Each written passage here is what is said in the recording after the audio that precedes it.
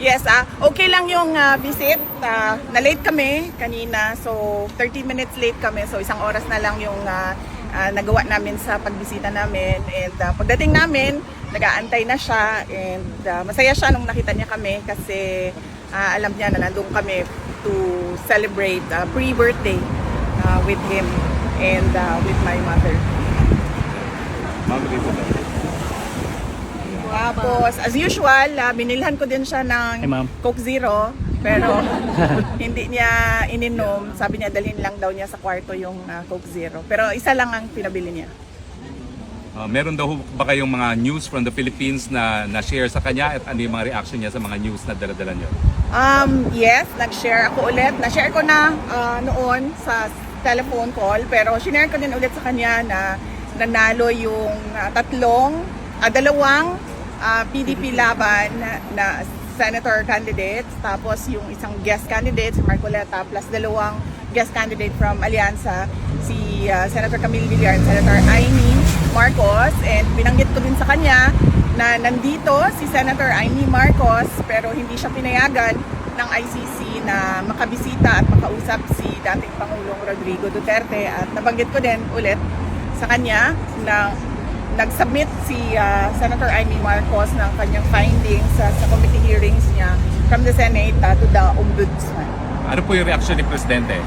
Unang-una, nagpasalamat siya at pangalawa, sabi niya gusto nga daw niya sana makausap si Senator Amy kaso hindi nga daw payagan. Pero sabi niya there will be another time for that.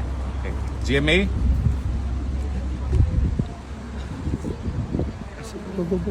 VP, bukod po dyan, 88% po ng respondents sa SWS survey ang nagsabing mahalagang harapin ninyo ang impeachment at sagutin ang mga alegasyon.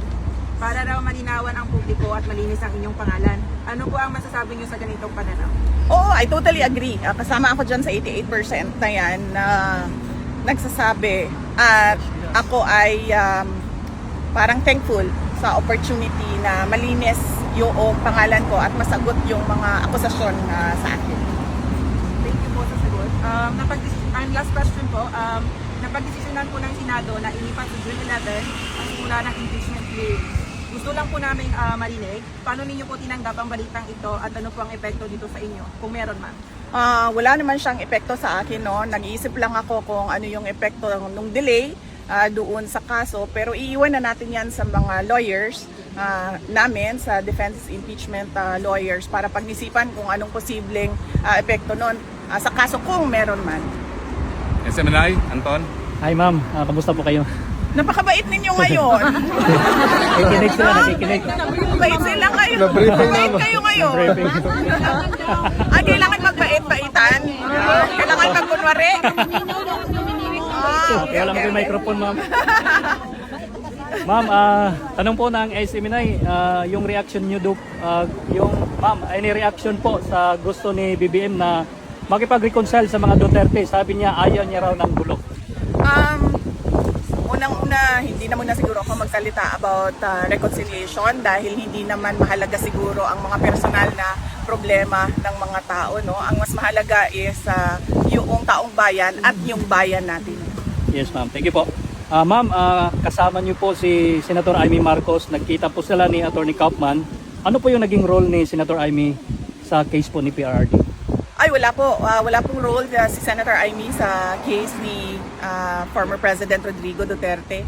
Nandito lang siya para kausapin si Attorney Kaufman. Kung ano man yun ang pag-usapan nila, wala ako doon. So, mas mahalaga siguro na makausap ninyo si Senator Amy Marcos.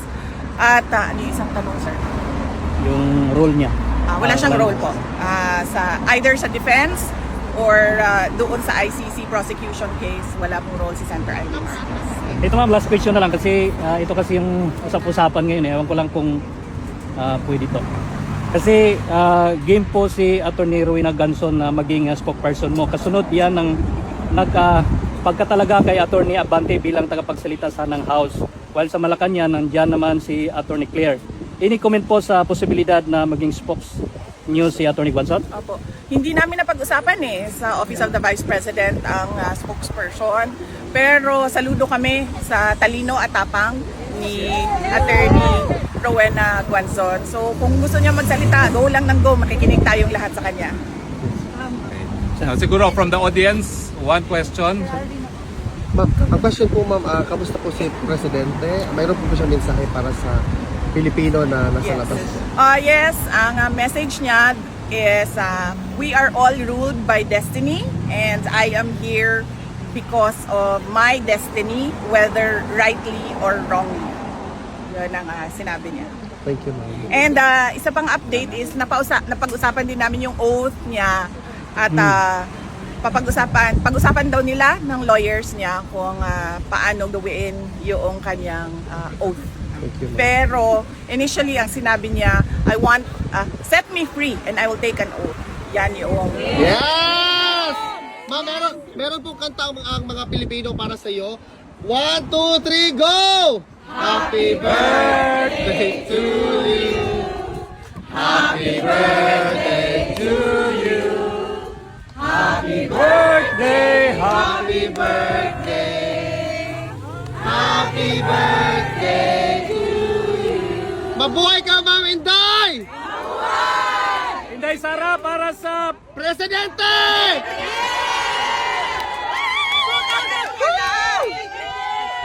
Mabuhay ka, ma'am. Mabait sila. Mabait talaga kayo ngayon.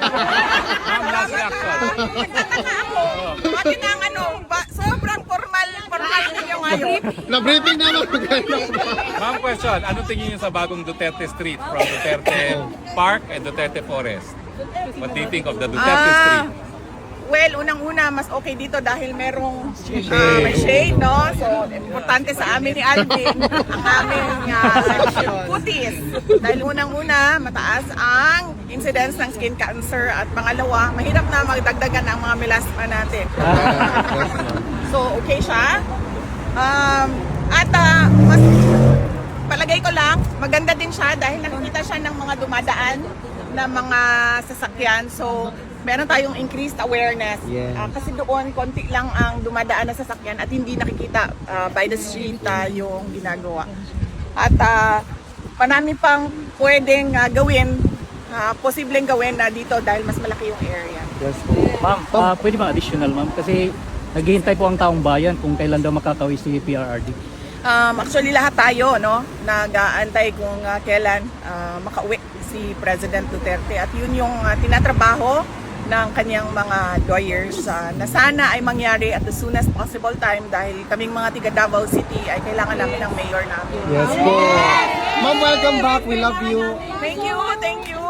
I'm happy to be back with all of you dahil lahat naman tayo dito ay nagpapakita ng suporta kay dating Pangulong Rodrigo Duterte. Kaya masaya ako na makasama kayo ulit. Although hindi natin gusto na pabalik-balik tayo dito sa The Hague, Netherlands dahil malungkot ang dahilan kung bakit tayo nandito lahat.